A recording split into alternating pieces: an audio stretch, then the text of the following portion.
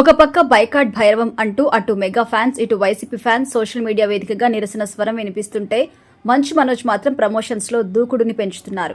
గతంలో ఎప్పుడూ లేనంతగా విరివిగా ప్రమోషన్స్ చేస్తున్నారు. అయితే భైరవం సినిమా దర్శకుడు విజయ్ కనకమేడల గతంలో మెగాస్టార్ చిరంజీవి రామ్ చరణ్ పై అనుచితమైన పోస్టులు పెట్టడంతో మెగా ఫ్యాన్స్ ఆయనపై గుర్రుగా ఉన్నారు. బైకాట్ భైరవం అంటూ పోస్టులు కూడా పెడుతున్నారు. ఈ తరుణంలో తన అకౌంట్ హ్యాక్ అయిందని దర్శకుడు పోస్ట్ పెట్టినా కూడా మెగా ఫ్యాన్స్ శాంతించడం లేదు. ఇక నష్ట నివారణ చర్యలో భాగంగా మెగా ఫ్యాన్స్ ని ప్రసన్నం చేసుకోవడానికి సినిమా యూనిట్ చాలా ప్రయత్నాలు చేస్తోంది. ఏకంగా మెగా మేనలుడు సాయిధరం తేజ్ ని రంగంలోకి దింపింది. భైరవం హీరోస్ మంచు మనోజ్, బెల్లంకొండ శ్రీనివాస్, నారా రోహిత్, సాయిధరం తేజ్ కి మంచి ఫ్రెండ్స్ కావడంతో ఈ నలుగురు కలిసి భైరవం సినిమాని ప్రమోట్ చేస్తూ ఇంటర్వ్యూ చేస్తున్నారు. ఇదిలా ఉంటే ఇక పవన్ కళ్యాణ్ ఫ్యాన్స్ కి మరింత చేరువ అయ్యేందుకు మొన్నటి ప్రీ రిలీజ్ ఈవెంట్ లో మంచు మనోజ్ బహిరంగ క్షమాపణ కూడా చెప్పారు. ఇక తాజా ఇంటర్వ్యూలో పవన్ కళ్యాణ్ పై ప్రశంసలు కురిపిస్తూ మోనికారెడ్డితో రెండో పెళ్లి విషయంలో తనకి బాగా సపోర్ట్ చేసింది పవన్ కళ్యాణ్ అంటూ ఆసక్తికరమైన విషయం షేర్ చేసుకున్నారు మంచు మనోజ్. మోనికారెడ్డితో పెళ్లి విషయంలో ఇంట్లో గొడవలు అవుతున్నాయనే విషయం పవన్ అన్నకి తెలిసింది.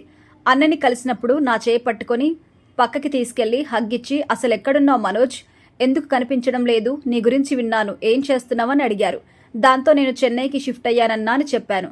ఆ మాటతో ఆయన షాక్ అయి లోపలికి తీసుకునెళ్లారు. చెన్నైకి ఎందుకెళ్లిపోయావు అని అడిగారు.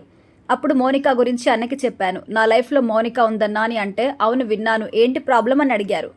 అక్కడ మాకు ప్రాబ్లంగా ఉందన్నా, కొన్ని రోజులు చెన్నైలో ఉండి ఇక్కడ పని చేసుకుని కొన్నాళ్ళ తర్వాత వద్దాం అనుకుంటున్నాను. ఇక్కడే ఉంటే అందరికీ ఇబ్బందిగా ఉండేలాగా ఉంది, అందుకే చెన్నైకి వెళ్ళిపోయాను అని చెప్పాను. మొత్తం విన్న పవన్, నువ్వేం మనసులో పెట్టుకోకు, నువ్వు వచ్చి నన్ను కలువు, మనం మాట్లాడుకుందాం, నీతో మాట్లాడాలి, నేను చెన్నై వచ్చినప్పుడు వచ్చి కలువు, నేను నీతో ఉంటాను, నీతో టైం స్పెండ్ చేస్తాను, నువ్వు ధైర్యంగా ఉండాలి, కంబ్యాక్ కావాలి అని ధైర్యం చెప్పారు.